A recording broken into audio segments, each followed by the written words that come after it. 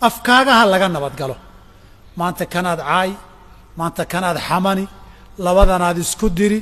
weliba intay qof ahayd meel dhow way joogtay qabiil iyo qowmiyad dhan baad caayood xaman ood maantao dhan wax ka sheegi qof gaarahood xamatay baabadii cafi dhihi kartaaye qabaa'il iyo qowmiyadaada wax ka sheegtay xaggeed ku wada arki ay kugu cafin soomaalinka qiyaamuun maaha safar laguu soo galo halka eray ee cayda eed dhahdo hal qof haddaad caydana hal qof baa saf kuu soo geli qabiil dhan markaa caydana qabiil dhan baa saf kuu soo geli oo salaad iyo saka kaa wada raba iyo sadaqa aad la baxday ajirkeed kaa wada doonaya intaad dhib isu geysatay ma aragtaa hal erayood ummad dhan wax kaga sheegtay mid baa wax isku dirdiraya mid baa war xunge oo dadka war intuu kala ordo booliis iyo sirdoon iyo dawlad ku dacweynaya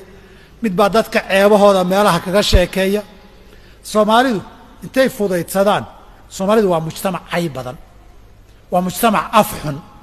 waa mujtamac afkoodu uu jecel yahay waxa xun iyo nijaasada uu jecel yahay baana saa darteed innagaa ku mahmahano waxaan ihi casarkii lagu arkay baa ceshihii lagu caayaa intaan magac bixinno qofba meeshuu iinta ku leeyahay baan ugu magac daraa kor ka soo bilow xiirane madaxay dhegay afay foollow ilay garabay calooley lugay hoos u sii wad halka u dambaysa gaarsii faray meesha u dambaysa gaarsii waxaasoo magaca soo wax wada qofa iin iyo ceeb wada tilmaamaya maaha qofka intii la fiiriyo halka la leeyahay iin buu ku leeyahay baa loogu magac bixin waa mujtamac afxumo badan waa inay fudaystaan markay rabaan waxay yidhaahdeen dadkuna waa xandaaq xooluhuna waa xaabdaaq dadku waa xandaaq maxay ka dhigan tahay xantoor nolol maalmeedkay ka mid tahay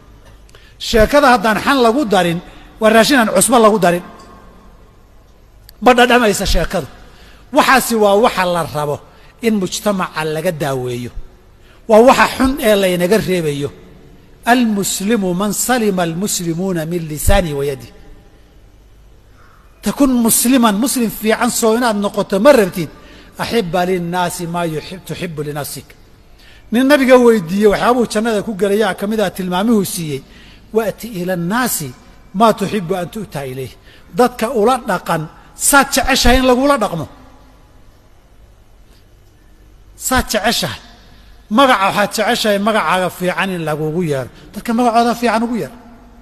darisku inaan lagu wanaajiyaad jeceshahay dariska wanaaji qaraabadu inay ku xidhiirisaad jeceshahay qaraabada xidhiiri inaad dhibka ka nabadgashaad jeceshahay dhibkaaga ha laga nabadgalo maalinka dhibku haysto in lagu garab istaagaad jeceshahay markuu dadka dhib haysta garab istaag aqoon ku garab istaag xoog ku garab istaag maal ku garab istaag magac iyo weji ku garab istaag intaad jeclaan lahayd in laguu sameeyo markaad booska ay joogaan joogto u samee afkaaga iyo addinkaaga haddaan laga nabadgelin iimaankii lagu badbaadayee la rabay fiicnaa ma haysid